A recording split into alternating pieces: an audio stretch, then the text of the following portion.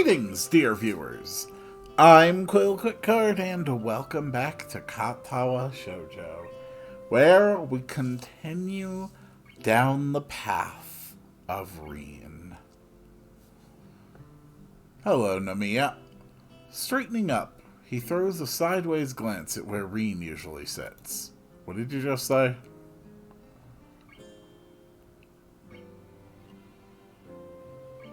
Oh, that's right. He's looking at our artwork. Forgot. Such a nostalgic feeling, almost like a bird flying from the nest. I'll miss Tezuka when she graduates. It begins from here, you know.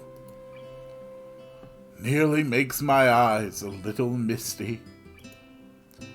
Do you really think she has a chance to make her big break with the exhibition? Nomiya turns, looks up from my sketch, adjusting his glasses. He rubs his chin, looking contemplative. Why not? It's not like she's going to be an overnight smash hit or anything, but getting the word out there is very important. Connections are pure gold. Maybe the most important thing to gain if she is to become an artist. Word of mouth is very powerful in these circles. She has some advantages, like her young age and technique. You know, the feat. People will be naturally curious about extraordinary things like that. His words have an unpleasant ring to them.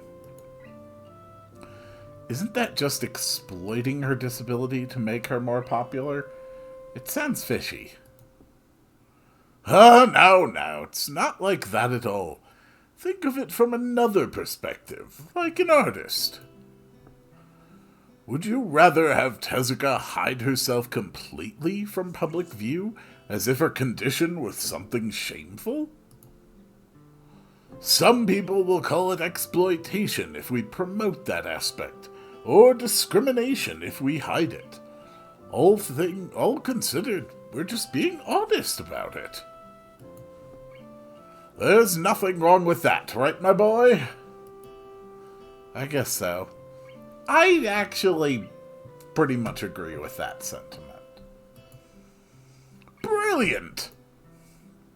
It's true that disability always has sorts of implications in society, often nasty ones, but brushing things under the carpet won't help at all. I'm sure Sei will handle her side of the issue with delicacy. I've known her since art school, and she's most reliable. Why is she going so far for Reen's sake? Because it's you who asked? Oh, she has her own reasons too. Trust this old man, she's more kind-hearted than she looks. But don't let her know that I said that. He gives me a big wink and covers his mouth with his hand, as if to push the remark back in. Damn it. 3 minutes, yawning. I remember the curious way Miss Saionji looked at Reen almost the entire time during our visit to the gallery. It was like that woman was trying to imprint everything about her into her memory. Or maybe it was that Reen reminded her of something else. Mostly Sei simply adores young people with a passion for art. Her gallery specializes in this very thing, bringing up-and-coming talent to the public. It's a perfect fit for someone like Tezuka. I don't even know if she really wants to become a career artist, though. But I guess that'd be the logical next step. I don't have the faintest idea. Like they say, a teacher can only show the door, but it's the student who has to walk through it. An old, tired saying, but still quite true. He leaves to chat with the pair of second-year girls working on some watercolors. Even though he said that cliched thing, it feels to me like Lamoya is trying to prod Reen through a certain door in particular, but I can't blame him for that. I literally shoved Reen towards that door, what with my speeches about wasting opportunities and whatnot. Nomiya feels like it's time for him to let Reen test her own wings. He has absolute confidence in this endeavor. I wonder why I can't shed the anxious feeling I have inside of me. It shouldn't have anything to do with me. Maybe I'm just bothered by exactly that. I really don't have any part in this. I would like to be a part of Reen's life, and her a part of mine. Like friends should be. That's what she called us. I wonder what she really meant. I feel like I'm so far apart from her, even when I'm not. It's the same as with Reen and Emmy. I can't understand her. What am I for her? Well, I want to support her. I want to be there for her if she needs support from a friend. It's the least I can do. How could I call someone my friend if I can't be there for her when she needs me? Nomiya's boisterous laugh fills the quiet afternoon just as the club meeting ends. He pats one of the girls on the back encouragingly. I think about all the things that have led me to this point. All the things I've shared with Reen during the few weeks I've been at Yamaku so far. I understand so very little, but in the end I'm sure of one thing. If I want to keep going what I have with Reen, I have to throw myself into whatever will come out of this exhibition project, along with her. I turn my gaze back to the black mess of a sketch and the near invisible guiding lines the teacher drew over it. No pattern emerges, nothing that could take me further than I am. I put the graphite down on the table and think hard and honestly about what I really want.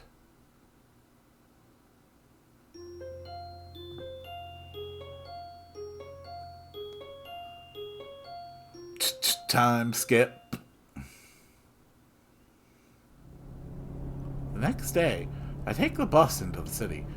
It goes twice an hour starting in the morning, passing by the front gate of Yamaku at 20 minutes past and 10 to the hour. The ride takes considerably longer than the one Nomiya gave us in the car. I slowly read a book as the bus makes its rounds through the suburbs, pausing at almost every stop to pick up someone or let them out. Eventually we make it to the last stop at the city center. The city is fair size, but not too large. It seems too quiet. Nevertheless, I enjoy the atmosphere. Despite being slightly directionally challenged, I find my way from the bus station to the gallery without too much effort, and soon find myself staring at the big letters saying 22nd Corner. Inside, the gallery owner is intently studying a large painting hanging on the wall, a portrait of an old man. Good afternoon. She turns around to look at me, and a smile of recognition spreads on her lips. Oh, aren't you the young man from the other day? Shinichi's student. Hisa, was it? That's right. Good afternoon, Miss Sionji. Please, just say, I don't want to feel any older than I am. You know, I'm so glad that even young people show interest in art nowadays. It's so refreshing. What brings you here? Surely you aren't just on a courtesy visit all the way from your school. I actually came for Reen. I was hoping to see how she's doing. Oh, is that right? Well, then you need to step back outside. You see, the atelier is actually at the next door on the right down the street, and up the stairwell. Just climb the stairs to the top floor. There's only one door there, you can't miss it. I give Sei my thanks, exit the gallery, and locate the door she was talking about. It leads to a dark stairwell, which reminds me of the stairs leading to the roof of the school building. The stairs are steep, and even though it's only 5 floors, my breathing gets heavy before I reach the top. An unassuming wooden door waits for me there. It's unlocked, so I knock and enter. The atelier is really just one big room. with the ceiling lower at one end than the other because the roof of the building is gabled. There is a huge skylight in the ceiling that acts as the main source of light for the room, bringing in sunlight that reflects off the white painted walls. I suppose it's good to use natural light for art. There isn't much in the way of interior decoration. No surprise, since the room seems to have been used as storage for a while. All kinds of boxes and office furniture are scattered around the place. The room is dusty since it's not been in use for a while. I can see that someone has made effort to clean up a little, but it's far from immaculate. Reen stands in the middle of the room, with her back to me, staring at a half-painted canvas placed on an easel. Not working on it, just staring, unmoving. She wears what must be second or third-hand denim overalls over the standard school uniform shirt, much like the one I'm wearing. They look pretty worn and are covered in paint spatters. From the way they seem to be loose or tight in places, I'm guessing they weren't originally Reen's. Hi. Hello. Reen doesn't judge my showing up as worthy of turning around, saying maybe something more than just a mechanical reply to my greeting, smiling or anything. She just keeps on doing whatever it is she's doing. Probably some weird creative thing inside her head. Perhaps I should have expected as much. Still, I make another attempt at conversation. This is a pretty cool place. Big, too.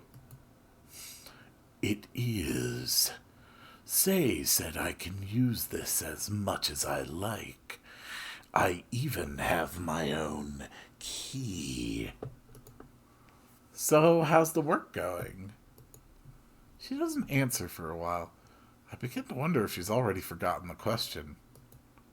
As a cloud drifts over the building, shadowing the light pouring in from the skylight, the change in Reen's surroundings seems to wake her up. I don't know. It's like a huge ball. I don't really know which side is the right one. It's really huge. It's the hugest thing ever. Like a mountain growing inside of me. Like I swallowed a mountain whole. It's going to be hard, I think. Really very hard. I try to listen for undercurrents of stress or uncertainty in her voice, but I don't pick up anything like that. Why are you here? Her tone is not as unkind as the directness of the question would make it seem. Well, you said that it'd be fine if I came to visit, so here I am. Guess it's not for any real reason, but I thought you might like company or assistance or maybe some hisao. Can you be quiet for about 15 minutes? Maybe 10 is enough. 5 definitely is not. You can talk afterwards. Her tone is sharp. Nothing like I've ever heard from her before. There is no command, no annoyance, no anger. But her voice pierces me all the same. All right. With the silence that falls, anxiety creeps back into my heart. I wonder if it was a mistake to come here. Murmurs of traffic filter in from outside, and I start to feel more and more uncomfortable. All my thoughts keep finding themselves returning to certain things that have been swirling relentlessly in the back of my mind for some time now. I feel like those thoughts will surface out of the tempestuous sea of my mind, whether I want it or not. Desperate to divert my focus, I fixate on Reen's back as my mind races. I don't think I've ever studied anyone's back so intently before. Her neck, hidden by copper-colored hair, which is, again, in complete disarray. That relaxed yet rigid posture, reminding me that Reen's physical appearance often tends to be as awkward as her various trains of thought. Those gaunt, delicate shoulder blades, visible through the thin white fabric of her shirt. The contours of her hips curving down to her thin thighs. It pisses me off. Rarely does she ever seem to be looking at me, whether literally or figuratively. I, on the other hand, am always watching her back, both literally and figuratively. Whenever she is painting, whenever something catches her fluttery attention, whenever I don't forcefully make her listen to me, I can't reach through to her. Reen's heart is uncharted territory, dangerous waters, the blank areas on a map. The edge of the world? If I went too close, I wonder if I would fall off. What do I think of her? Sometimes she's aloof and distant and annoys me. At other times, her passion for the things she thinks worthwhile shines through, and it inspires me. I can't understand her. Still, I like her and consider her my friend. I suppose part of friendship is putting up with the oddities of the people you call friends. I have to admit, there's a lot of putting up with Reen. What does she think of me? I have no idea. Last week, I thought she might have liked me romantically, what with the kiss and all. It forced me to ponder my own feelings, too. This week, I'm utterly confused. What would she do if I told her I liked her that way? I wonder if I really do. Damn, I can't make sense of even my own thoughts anymore. It must be contagious. Even if I said a thing like that, would it matter? Nothing affects Reen. Nothing. I'm done. I find her turned around, now staring straight at me. It unnerves me. I try to remember what I, were talking about before she requested a timeout. Oh, right. I just came to... I don't know. You still can't finish your sentences. It's not that. Fine. She retreats from the conversation, slipping away from me once again. She doesn't return to the painting, but instead keeps looking at me with that empty poker face of hers. I wanted to talk about some stuff. I've thought a lot about things. What things? Like, what happened last week and so on. What happened? I get the feeling she's playing with me. Why? I have no clue. It is not a game she's playing with my head. I'm pretty sure she doesn't deliberately try to screw with people. Maybe it's just my own mind playing tricks on itself. Still, Reen feels like a puzzle in the form of a girl. I feel attracted to it, compelled to solve it, the overly rational part of my brain refusing to let me give up. I can't leave her alone. I never would have believed I could be this obsessive about something. Why do I hesitate so much and keep running in circles around her? I don't have to do that. I already decided I want to say what I want to say. Reen? Saying her name with an intention like this makes my mouth dry, as if my subconscious is fighting against what I'm going to say next. I feel like I'm going to lock up any moment now. Reen looks up from her paint-covered toes and stops wriggling them, as there isn't anyone to observe them curiously now. The hard stare of her dark green eyes seems like a portent. I like you. That's my man, Hisao! The lack of any reaction is like a slap to the face. So, I'd like to like you as more than a friend. What is more? The slow, hesitant words coming from between her strawberry-colored lips are not the ones I was waiting for. Neither of the two possible answers I'd been expecting, actually. I feel myself blushing heavily, as is par for the course in this kind of situation. My heartbeat sounds like a percussion orchestra on drugs. Rain's faux innocent inquiry feels like I'm being grilled over hot coals. You know, like romantically. And there you go, Hisao. All right, you have said it. Unambiguously. Well done. No. Oh, ouch. Reen turns around, giving me the cold shoulder as she returns to looking at her painting. She makes a move to pick up her brush, which lies forgotten on the floor, but decides against it at the last moment. I can't talk about that kind of thing now. I'm not surprised, given your situation. So, don't talk about that kind of thing. Please. We are friends, right? So you can do that. The silence those words leaves behind is deafening. I want to say something, but my mouth refuses to move. There's no way I can retain my dignity. Reen finally picks up the brush without giving any explanation for her behavior.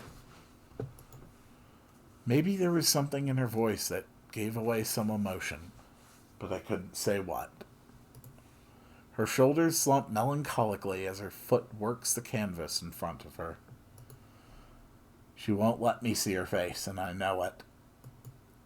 Feeling the weight of my heart grow heavier, I stand up to leave, for I can't stay here any longer today. It's like I have opened Pandora's box by stepping over some line that Reen didn't want me to cross, and she had to turn me down. I walk across the squeaky floor to the door leading to the stairwell. Reen's quiet voice stops me in my tracks as I'm about to open the door. Hisao. My hand, still on the brass doorknob, is waiting for me to turn it or to withdraw. Yeah? Will you come tomorrow?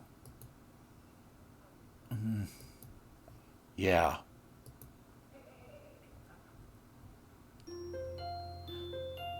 Time skip. Time skip.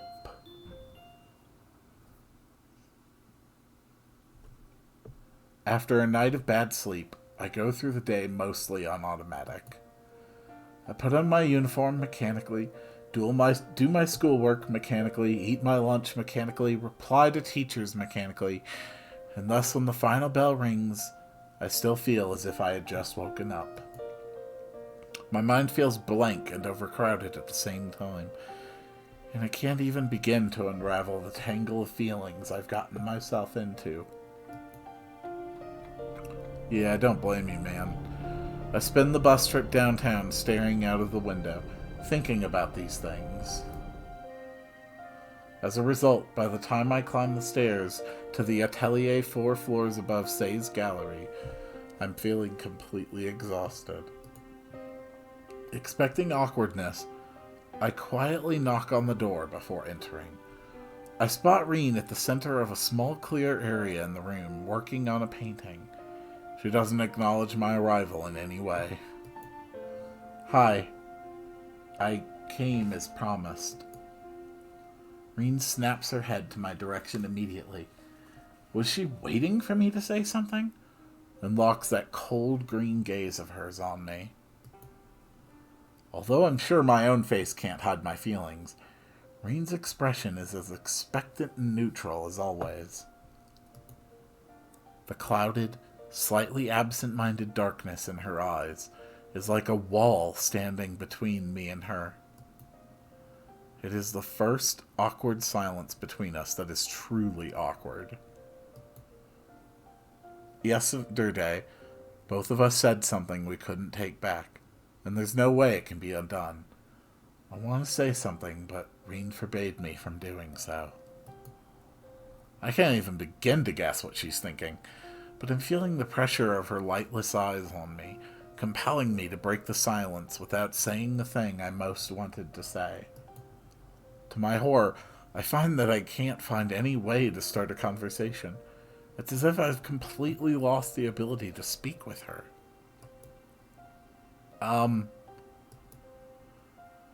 Just keep working if you're in the middle of something. I'll just sit down here.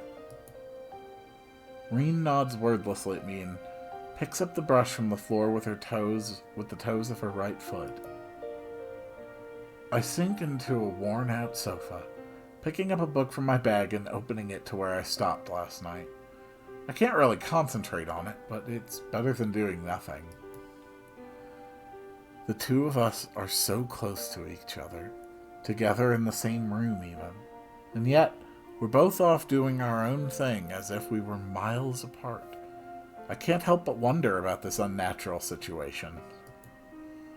Why did I come here? Because she asked me to do so yesterday, of course. However, it looks like there's absolutely no need for me to actually be here. It makes me feel awkward at first, but as I recall the previous silences I've quietly passed with Reen, I settle down and try to tune into that same comfortable mood I was in back then. Time stretches, then slows down. The pages of my book rustle each time I turn them. After maybe half an hour, or 1 hour at most, Reen breaks the silence to my complete surprise. Hisao. Yeah?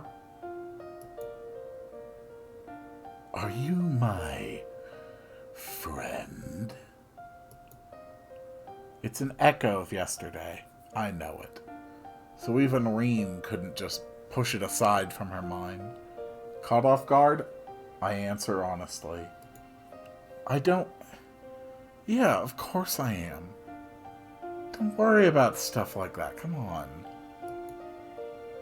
Okay. She doesn't say anything further. I feel happy somehow.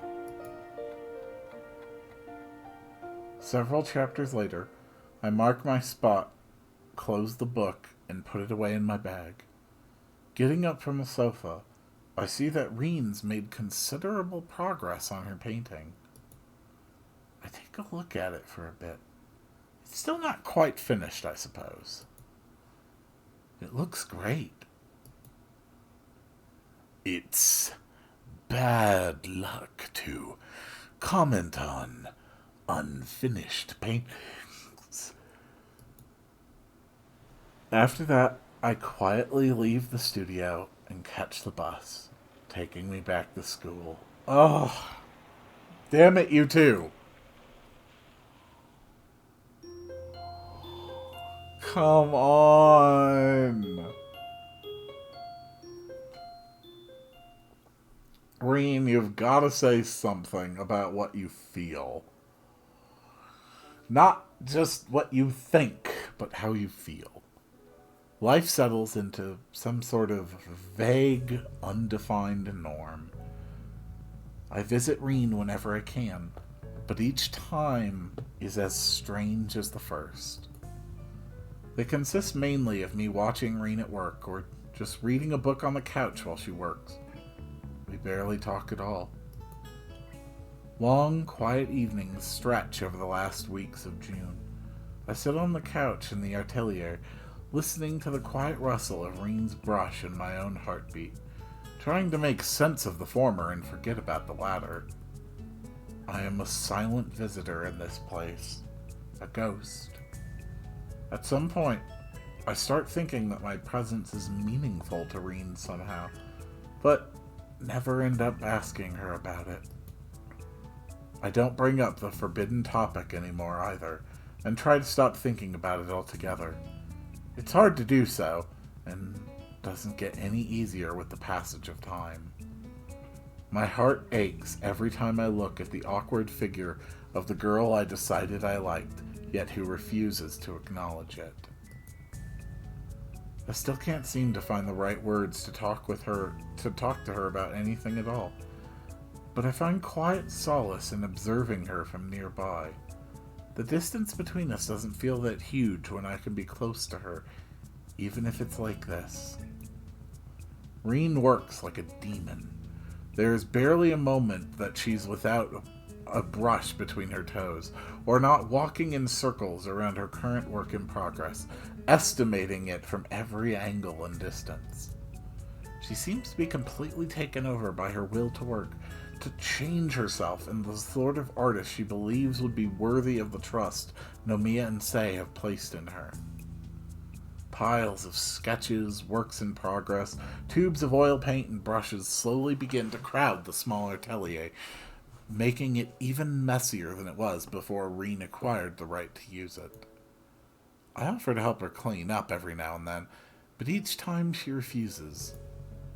It dawns on me that in her mind, the room is not in utter chaos. Rather, her system of keeping track of everything is so elaborate, only Reen herself can make sense of it.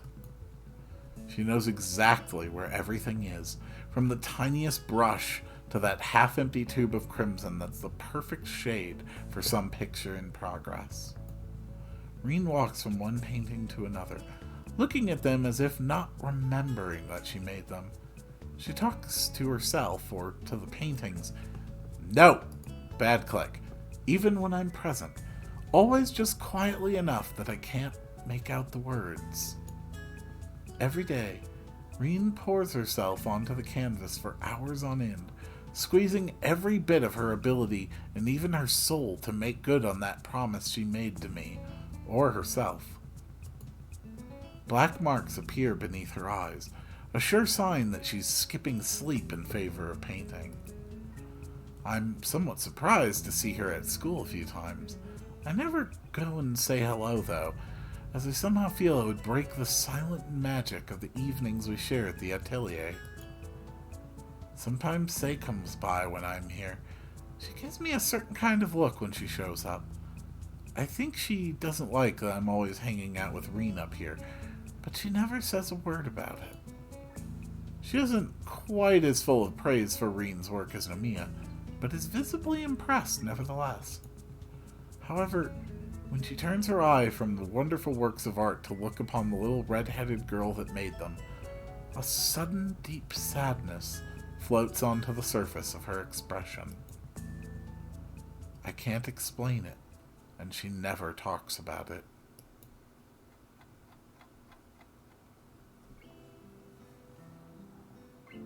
And so, the artist works. And I will see you all on the next one.